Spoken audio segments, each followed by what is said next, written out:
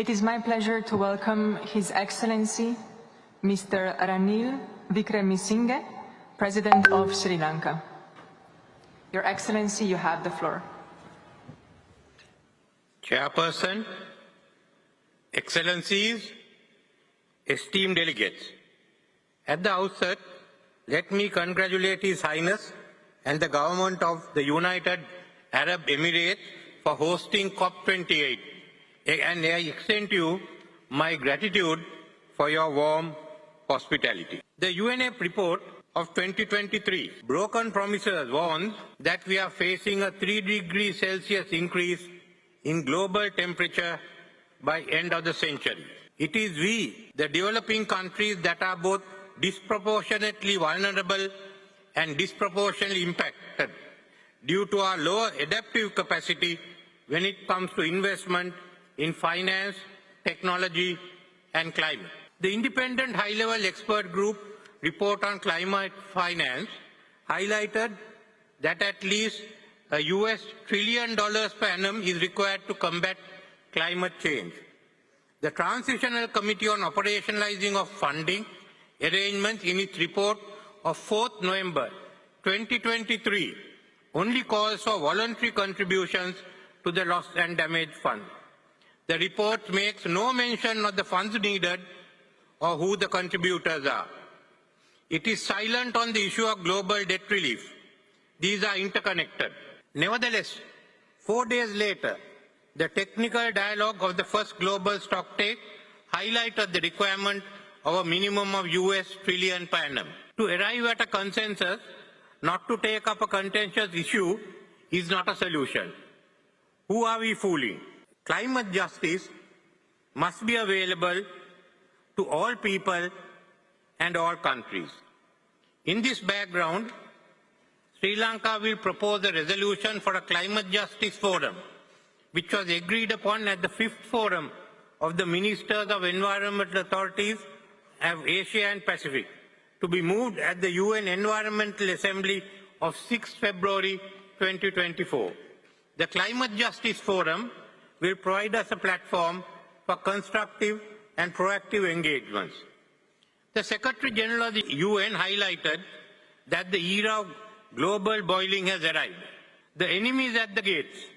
We are still procrastinating. We are still forming our battalions to take the fight to the enemy. Therefore, this fortnight is critical. It will determine whether we are capable of providing leadership. Let us prove we can do so by action and delivery. Sri Lanka is committed to 1.5°C limit. We are facing a drastic situation. To avoid disaster, we must think outside the box. We must invest in the tropical belt to tackle the triple planetary crisis. The tropical belt constitutes 134 countries, covering 44% of Earth's surface, and will by 2030 be home to roughly 50% of the world's population.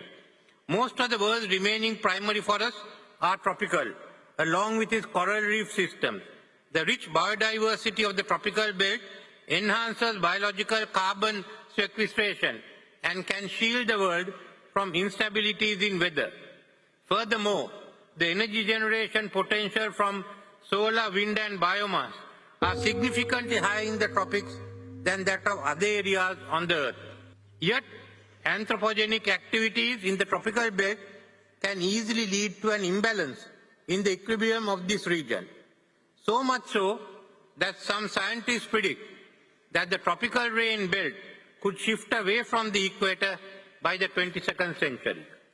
Large-scale investments in renewable energy, pollution control, and nature-based solutions will lead to significant transformative changes in the entire world by enhancing carbon sequestration.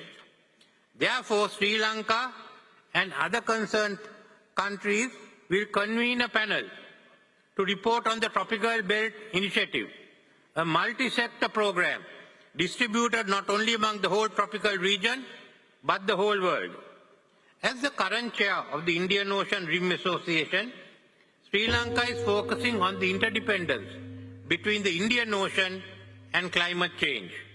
A healthy ocean generates oxygen and absorbs the carbon and heat produced from global warming.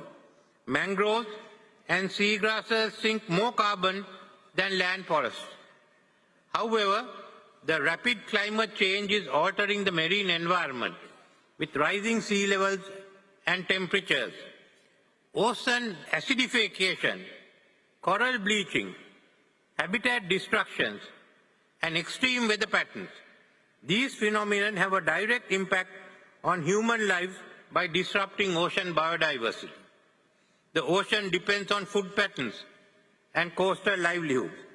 Member states and partners of IORA will work towards ensuring a sustainable Indian Ocean for future generations.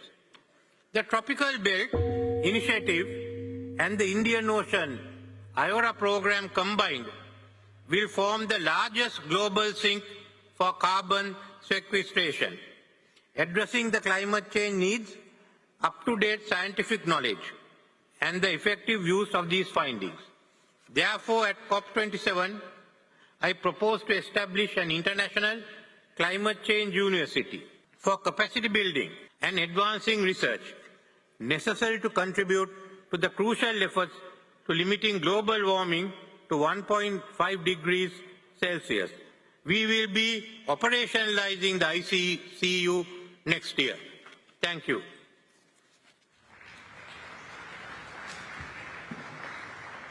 Thank you, Your Excellency.